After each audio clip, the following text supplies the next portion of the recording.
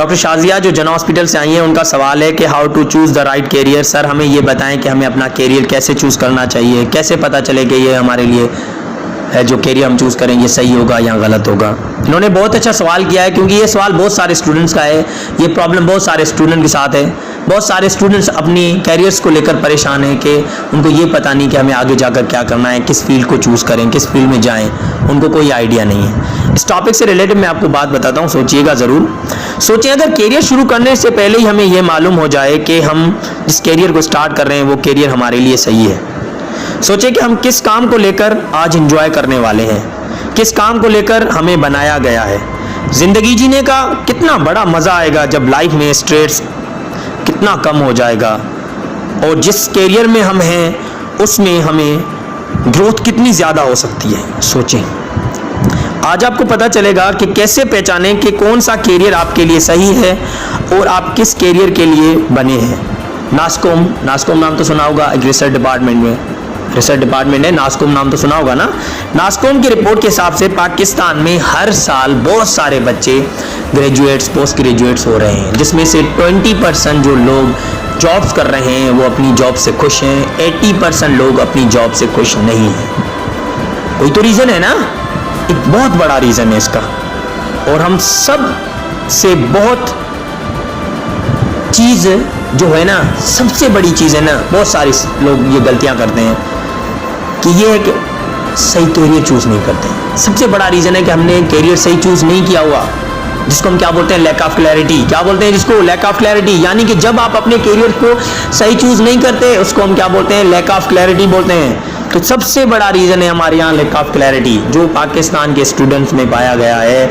नास्कॉम की रिपोर्ट के हिसाब से 15 से 22 साल के जो पाकिस्तान में यूथ स्टूडेंट्स हैं ना, उनमें 30% अनएम्प्लॉयर और 20% ऐसे लोग हैं, 80% ऐसे लोग हैं जो अपने कैरियर से बिल्कुल वाकिफ़ नहीं है। उनको अपनी कैरियर्स का कोई आइडिया नहीं है कि उनको आगे जाकर क्या करना है, आगे जाकर उनको कौन सी फील्ड जानी है, उनके पास कोई आइडिया नहीं है।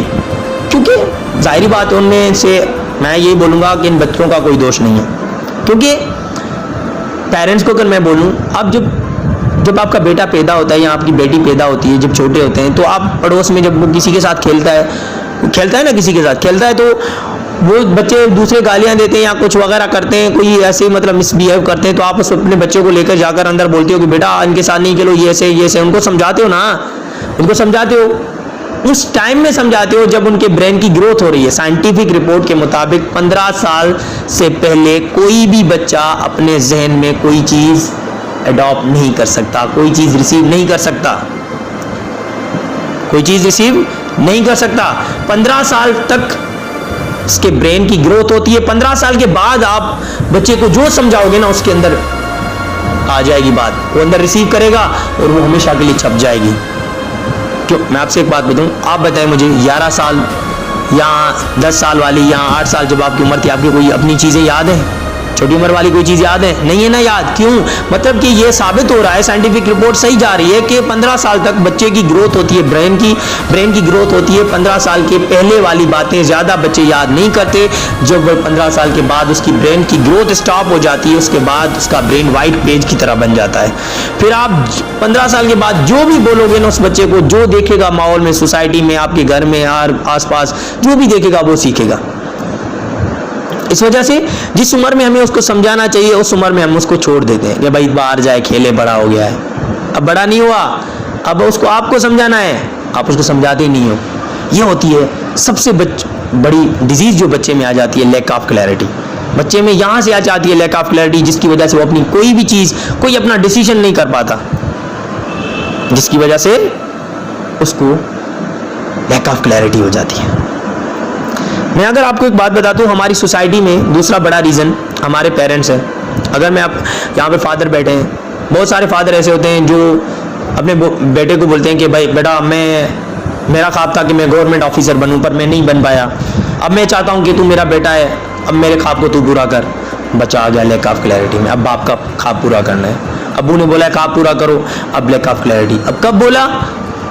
बचपन में बोल दिया। 15 साल के बाद जब वो उसकी ब्रेन की ग्रोथ स्टॉप हो गई है, अभी उसको समझाया ही नहीं, बोल दिया ये मेरा ख्वाब पूरा करेगा, उसने वहां से थोड़ी बात अडॉप्ट कर ली, सुन ली। अब 15 साल के बाद किसी ने बताया तुम्हें अपने अब्बू का ख्वाब पूरा करना है, माँ ने बोल दिया, भाई ने बोल दिया, बड़े ने, भाई तुझे अपने अब्बू का बाबा का ख्वाब पूरा करना है, बाबा तुझसे उम्मीद लगाए बैठे हैं, ये बोलते हैं ना। ये होती है लैक ऑफ क्लैरिटी। बच्चे को खुद का आइडिया ही नहीं है मुझे क्या करना है, उसको समझ ही नहीं है। 15 साल के बाद समझाना चाहिए नहीं ये बात, पर हम पहले समझा देते हैं। दूसरा बड़ा रीजन है, जब बच्चा छोटा होता है ना, पढ़ता है, बाहर के रिश्तेदार आते हैं या कोई दोस्त आता है, बोलता है भाई आपके बच्चा तो बहुत बड़ा टैलेंट है, इसके बाद तो बहुत बड़ा दिमाग है, इसको बोलो सीएसएस करे, इसको सीए की तैयारी कराओ, इसको डॉक्टर बनाओ, इंजीनियर बनाओ, ये करवाओ वो करवाओ। This are lack of clarity. अब बच्चा छोटी उम्र में थोड़ा सा पढ़ रहा है, अभी क्या ज़्यादा पढ़ रहा है, उसको इतनी बुक्स दिया जा रही हैं, हमारे स्कूल्स में इतनी बड़ी बुक्स देते हैं बच्चों को कि ले जाओ।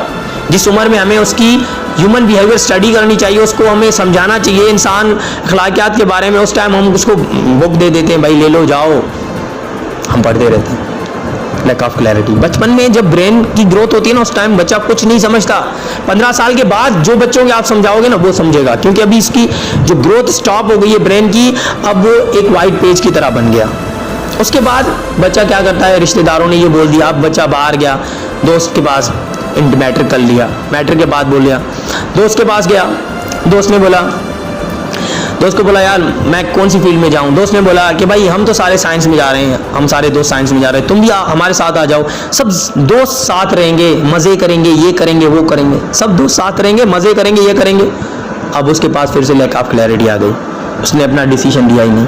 जब बच्चे के पास अपना खुद का डिसीजन लेने के लिए कोई कैपेबिलिटी नहीं है, उसको कुछ पता नहीं है कि मेरे लिए क्या सही है, मुझे क्या करना चाहिए, मैं किस चीज़ में एक्सपर्ट हूँ। क्योंकि एक मुहावरा है, अगर मैं आपको बताऊं, निकोटिला साइंटिस्ट का नाम तो सुना होगा, उसने जब पेरेंट्स को बोला था कि राइजिंग योर हैंड्स, अपने हैंड्स उठाओ, अपनी शो मी योर फिंगर्स, अपनी फिंगर दिखाओ, तो उसने बोला था कि सब बच्चे खास होते हैं, जैसे आपकी ये फिंगर है ना, ये बड़ी छोटी बड़ी, ये डिफरेंट है ना, तो हर बच्चे में डिफरेंट टैलेंट है। Different fingers it means different talent.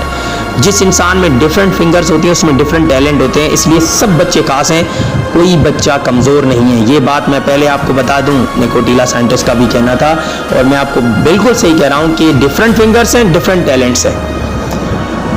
तो हमें क्या करना चाहिए, हमारी यूनिवर्सिटीज़ और बहुत सारी यूनिवर्सिटीज़ कॉलेजेस हैं जहाँ पर ये प्रोग्राम करवाए जा रहे हैं, कैरिंग काउंसलिंग की जा रही है, बच्चों को समझाया जा रहा है, पर कुछ मेजॉरिटी में बहुत सारे बच्चे हैं जिनको पता ही नहीं है, वो अभी भी लैक ऑफ क्लैरिटी में घिरे हुए हैं, उनको अपने फ्यूचर्स के बारे में कोई आइडिया नहीं है कि क्या करना है आगे जाके।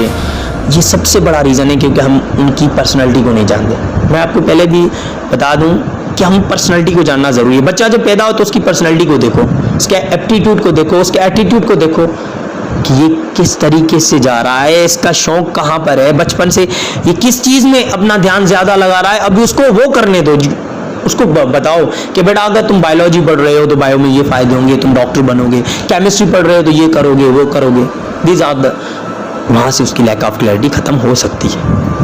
अब जब वो स्कूल में आ जाता है ना, स्कूल में भी क्या होता है, हमारे यहाँ स्कूल सिस्टम में 60-70 साल पुराना सिस्टम चल रहा है, 60 साल 70 साल वाला वही सिस्टम चल रहा है। टीचर आते हैं, बुक्स खोलते हैं, लिखवाते हैं, बुक्स पर सिलेबस लगवाते हैं, सिलेबस कंप्लीट करवाने में लगे हुए हैं।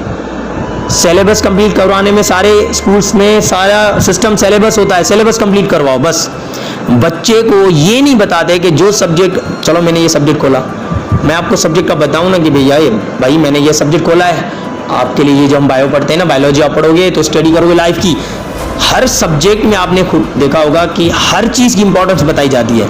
केमिस्ट्री में भी आपको पढ़ाया गया है इंपॉर्टेंस ऑफ केमिस्ट्री, पढ़ाया जाता है ना इंपॉर्टेंस ऑफ केमिस्ट्री, पर वो हमें बताते ही नहीं कि इंपॉर्टेंस केमिस्ट्री की क्या है, हम छोड़ देते हैं इस टॉपिक को, ये टॉपिक काम की नहीं, ये पेपर में नहीं आएगी। सिलेबस को पकड़ा हुआ है, सिलेबस को पकड़ते हैं, इंपॉर्टेंस को पकड़ते ही नहीं।